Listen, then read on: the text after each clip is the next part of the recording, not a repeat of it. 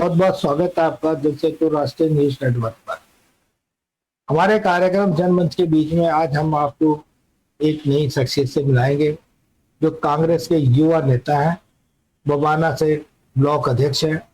आज हम इनसे जानेंगे, बात करेंगे कि जैसे कि 2027 के बीच में निगम पार्षद का चुनाव दिल्ली में है और जैसे कि हम देखते हैं कि रोज कहीं ना कहीं दिल्ली के बीच में यदि भारतीय जनता पार्टी की सरकार नहीं होती है दिल्ली प्रदेश में, तो कहीं ना कहीं उपराज्यपाल और मुख्यमंत्री के बीच में खींचतानी चलती रहती है, जिसका कि क्या असर होता है, क्या परिणाम निकलते हैं इसके आज हम जानेंगे मोहम्मद सदर आलम जी से। आलम साहब, जैसे कि आप एक बड़े युवा नेता है और बहुत सालों से जो है आप कांग्रेस के साथ जुड़े हुए हैं। जैसे कि हम अक्सर देखते हैं कि दिल्ली के बीच में जो उपराज्यपाल है और मुख्यमंत्री के बीच में अक्सर खींचतानी चलती है जी। अगर भारतीय जनता पार्टी की सरकार नहीं होती है दिल्ली में जी, तो जो उपराज्यपाल है वो किसी पार्टी की सरकार हो उसको काम नहीं करने देता है। इसके विषय में आप क्या कहेंगे? सबसे पहले तो नमस्कार आपके दर्शकों को। और मैं ये कहना चाहता हूँ कि उपराज्यपाल ये एक संवैधानिक प्रक्रिया है सर। ये दिल्ली की एक संवैधानिक प्रक्रिया है। इससे हम कुछ भी ये नहीं कर सकते, इग्नोर नहीं कर सकते। हम मिलके काम करना चाहिए। अब आपने देखा होगा जब शीला जी की सरकार थी उस टाइम में सेंट्रल में अटल जी की सरकार थी जो फर्स्ट टाइम में, उस टाइम में भी राज्यपाल हिंदुस्तान में हुआ करते थे। तो उस टाइम में भी हमारी शीला जी ने मिलकर काम किया। जब हमारी राज्यपाल के थ्रू हमें काम करना, हमें जनता ने इसलिए चुना है कि हम जनता का काम करें। हमें जनता ने इसलिए नहीं चुना कि हम आपस में लड़ाई करें।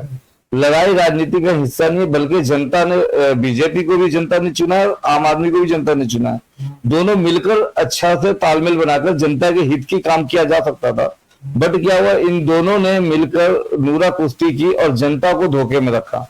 आज जनता को जो मिलना चाहिए इन 10-12 सालों में वो जनता को कुछ भी नहीं दिया। जनता ठगी महसूस कर रही है।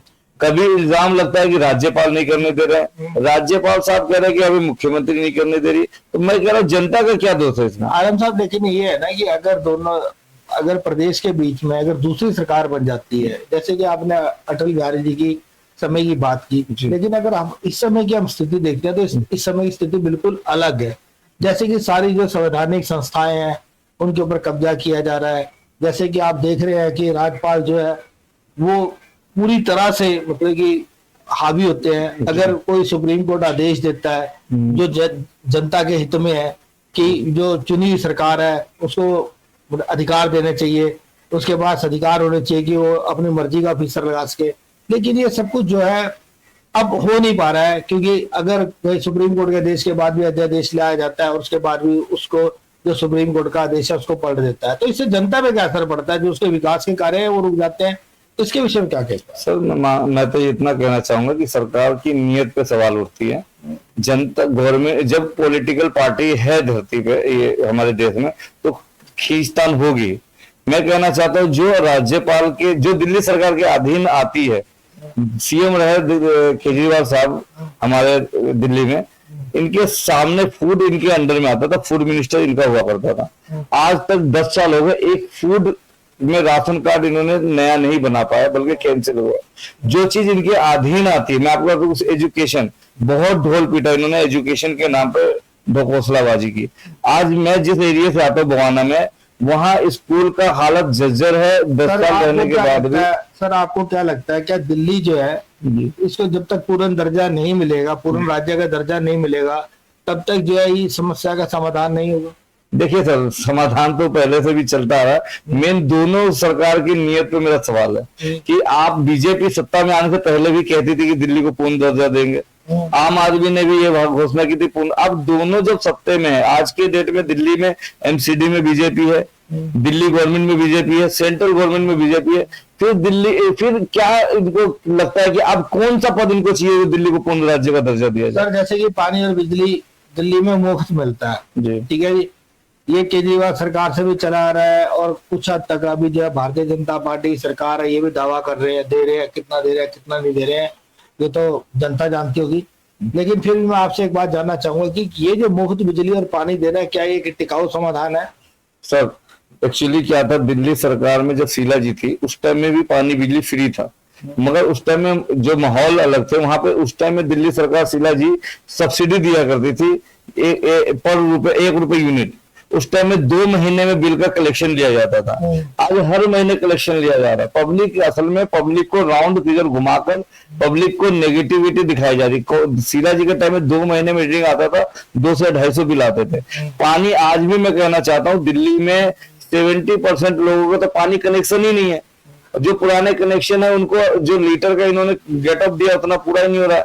और मेन मैटर पानी बिजली का नहीं है, मेन मैटर रोजगार का। सर आप मुझे रोजगार दोगे, मुझे फ्री नहीं चाहिए, मुझे रोजगार दो, मैं इतना सक्षम हूँ कि मैं ये पूछना चाहता हूँ आपसे कि ये जो योजनाएं हैं, हम इन चीजों में बात करेंगे, लेकिन जो ये योजनाएं हैं क्या ये गरीबों तक सही तरीके से पहुंच रही है? पानी की मुफ्त की योजना है, बिजली की योजना है? नहीं सर, इसलिए नहीं पहुंच रही है कि आज भी टैंकर माफियाओं का दौर है। मैं एक स्लम एरिया में आता हूँ, जेजे कॉलोनी।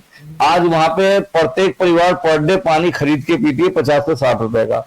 आप अपने चैनल के, मैं आपसे रिक्वेस्ट करूंगा कि एक बार आप विजिट करवाइए, आप देखिए कि वहां पे लोग पानी खरीद के जब एक स्लम एरिया में ये पानी नहीं दे पा रहे, तो मैं नहीं मानता कि हाई सोसाइटी एरिया में या ग्रामीण एरिया में पानी फ्री देते होंगे। ये सिर्फ इनके नारे कागजी है और जमीन पे धरातल पे कोई नहीं है। सर जैसे कि अगर आपकी सरकार आती है तो आप पानी और बिजली को लेकर क्या आपके पास योजना है? सर देखिए, राइट टू एजुकेशन हमारी सरकार ने दी, फूड का अधिकार हमारी सरकार ने दी, जीवन का अधिकार हमारी सरकार ने दी। ये जो जनमत के लिए जो जरूरी चीजें है वो हमारी सरकार इसके लिए स्पेशल प्लान रखती है। सर जैसे कि आप कहते हैं कि जब से जो आम आदमी पार्टी सरकार आई है, शीला जी दीक्षित जी की सरकार जाने के बाद आम आदमी पार्टी के द्वारा जो एक बहुत बड़ा ढोल पीटा जाता है स्वास्थ्य को लेकर, आप जो अस्पताल है उनको कैसे देखते हैं? सर मैं तो एक पार्टी का लीडर हूँ, आप ये सवाल जनता से पूछ लीजिए। मैं बवाना से बिलोंग करता हूँ। सर बवाना में एक महर्षि वाल्मीकि हॉस्पिटल बनाई थी कांग्रेस ने, जिसमें आईसीयू तक की सुविधा थी सर, और एक 160 बिस्तरों का न्यू शीला दीक्षित ने एंड टाइम में न्यू हॉस्पिटल उसी महर्षि वाल्मीकि हॉस्पिटल के बाजू में बनाई थी। आज आप जाके देखिए वो खंडर बन गए हैं, डॉक्टर की कमी है, उसके अंदर दवाई की कमी है, और आज उसके अंदर उसका रेफर नाम पड़ गया। अब सर्दी जुकाम के अलावा किसी चीज का इलाज नहीं उसमें। सर आप मोहल्ला क्लिनिक है, इनको कैसे देखते हैं? क्या मोहल्ला क्लिनिक से बेहतर विकल्प है कोई कांग्रेस के पास? आप आते हैं तो कांग्रेस के पास पहले भी था डिस्पेंसरी। कांग्रेस ने हर एक एरिया में एक डिस्पेंसरी नाम था, उस डिस्पेंसरी का नाम बदल के, मेरे पास अभी भी सबूत है, मेरे पास जो डिस्पेंसरी हुआ करती थी उनको केजरीवाल साहब ने मोहल्ला क्लिनिक नाम रखा, और आज उसी को आज लोगों ने आरोग्य मंदिर नाम रख दिया। सिर्फ नेम प्लेट बदला गया सर, स्ट्रक्चर कुछ भी नहीं बदला गया, बल्कि मोहल्ला की पहले जो डिस्पेंसरी में छोटे मोटे इलाज हुआ करते थे आज कुछ नहीं हो रहा सर। जैसे कि सर आप अभी शिक्षा की बात कर रहे थे, जो शिक्षा है केजरीवाल जी ने पीछे 10 साल उनकी सरकार रही, उसके बाद अब शीला दीक्षित की सरकार के बाद 10 साल जो है केजरीवाल रहे, उसके बाद जो है भारतीय जनता पार्टी की सरकार है पिछले 1.5-2 साल से। तो आप कैसे देखते हैं कि जो शिक्षा का जो प्रचार किया गया था कि स्कूलों की स्थिति बहुत ज्यादा बेहतर बना दी गई है, इंटरनेशनल लेवल के स्कूल बना दिए गए हैं, आप इस स्थिति को कैसे देखते हैं? सर मैं आपसे एक छोटा सा एक उदाहरण दूंगा कि इन्होंने 500 नए स्कूल बनाने का वादा किया था, 500 कॉलेज बनाने का वादा किया था, ये एजुकेशन फील्ड का ही है। आप मुझे एक भी स्कूल का नाम बता दीजिए जो कांग्रेस के इन्होंने क्या किया, जो कांग्रेस की बनाई हुई स्ट्रक्चर थी उनको रंग रोगन करके, पेंट करके, पोत कर, इन्होंने अपना नेम प्लेट लगाकर ये दिखा दिया कि हमने बनाया। आपने कुछ नहीं बनाया सर, आपने बेवकूफ बनाया बस।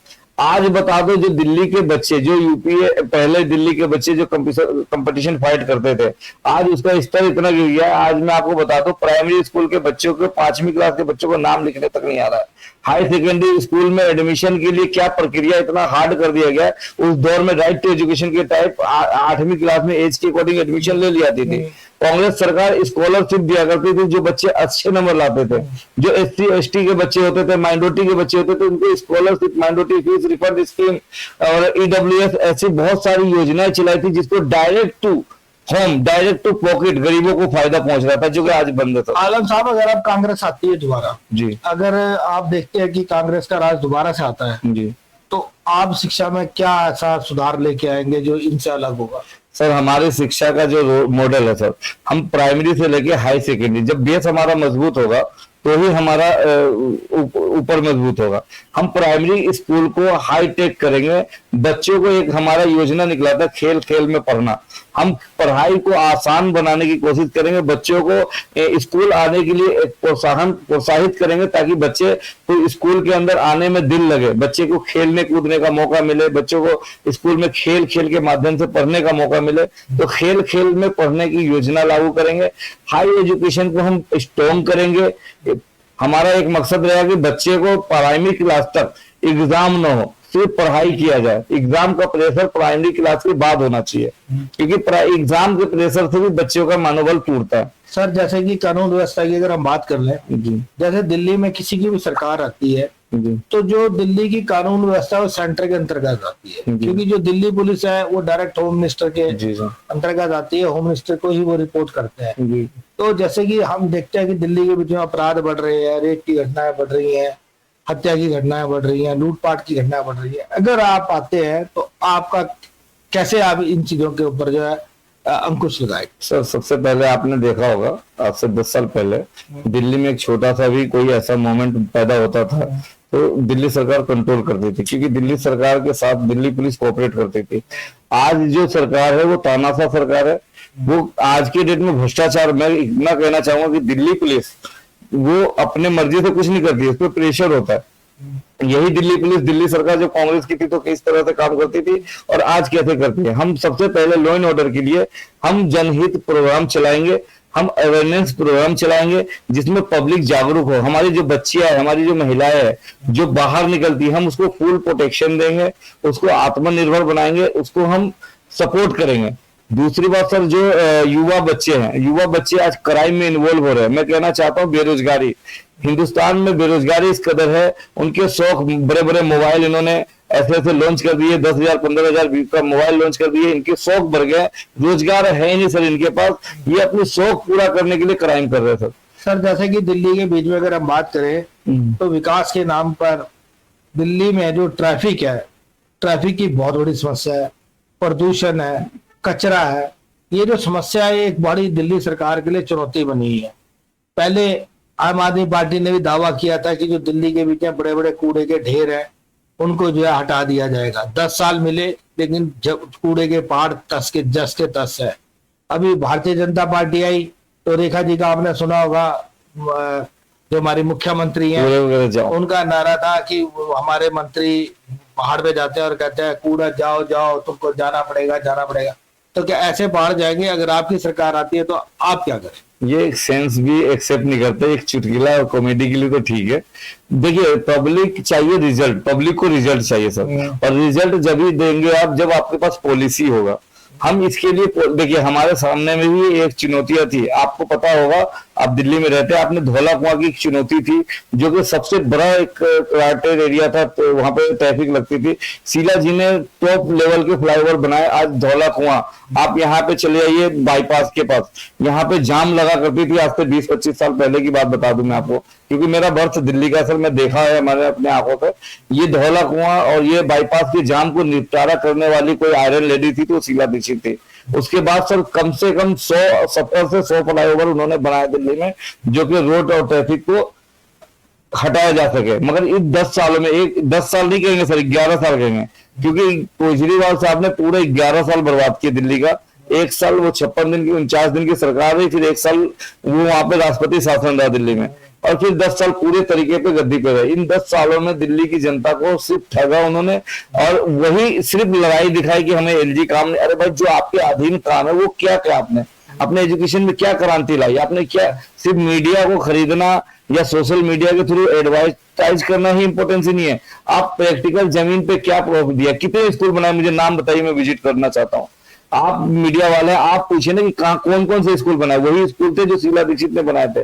शीला दीक्षित ने भी 15 साल राज किया था कोई यहाँ पे, और उस 15 साल के जो शीला दीक्षित के कार्य है, जो सिंगल रोड हुआ करते थे दिल्ली में, जहाँ पे 1 वे गाड़ी हुआ करती थी, उसको 4 लाइन बनाई है शीला दीक्षित ने। बड़े बड़े हाईवे बनाए, फ्लाईओवर बनाए, नेशनल हाईवे बनाया। तो बहुत काम किया कांग्रेस ने, मगर कांग्रेस ने ढोल नहीं पीटा, झूठा एडवर्टाइज नहीं किया, जिसका खामियाजा हमें भुगतना पड़ा। सर जैसे कि आलम साहब, जो प्रदूषण है दिल्ली की एक बहुत बड़ी समस्या है। जैसे ही पहले तो जब अक्टूबर महीना आता था तो पॉल्यूशन स्टार्ट होता था, ठीक है।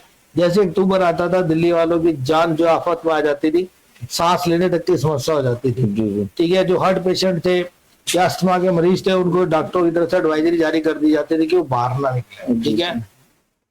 केजरीवाल जी के समय में भी ये समस्या बनी रही, बढ़ती गई दिन प्रतिदिन। और जब वो भारतीय जनता पार्टी 4 इंजन की सरकार है तो उस समय भी वो स्थिति और गंभीर होती जा रही है, ठीक है। अब तो ये पोजीशन आ चुकी है कि अगर कोई पॉल्यूशन के विरोध में बोलता है, जैसे हमने देखा कि इंडिया गेट के ऊपर कुछ बच्चों ने प्रदर्शन करने की कोशिश की तो उनको वहां से भगा दिया गया।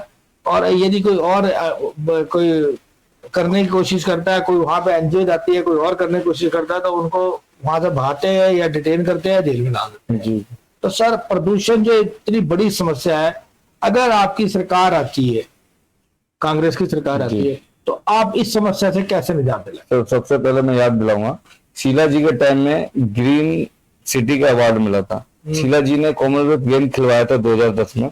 उस टाइम में विदेश से लोग बहुत सारे आए थे, बहुत सारी एग्जामें भी लगी, मगर जो शीला दीक्षित ने उस 2010 में दिल्ली को ग्रीन सिटी बनाकर दिखाया, अपने कितने पेड़ पौधे हैं, कितने पार्कें बनाई गई, एक अवार्ड मिला था दिल्ली को एनजीटी की तरफ से, जो ग्रीन सिटी का। मेन प्रॉब्लम है ईमानदारी से काम करने की जरूरत है। देखिए सर, बोलने को वादा तो मैं कह दूं कि सूरज को थोड़ा सा और ऊंचा कर दूंगा, चांद को नीचा कर दूंगा, ऐसा नहीं होता है। आप इस धरती पे रह रहे हैं, यहाँ पे प्रैक्टिकल की जरूरत है, हवाई बातों की जरूरत नहीं है।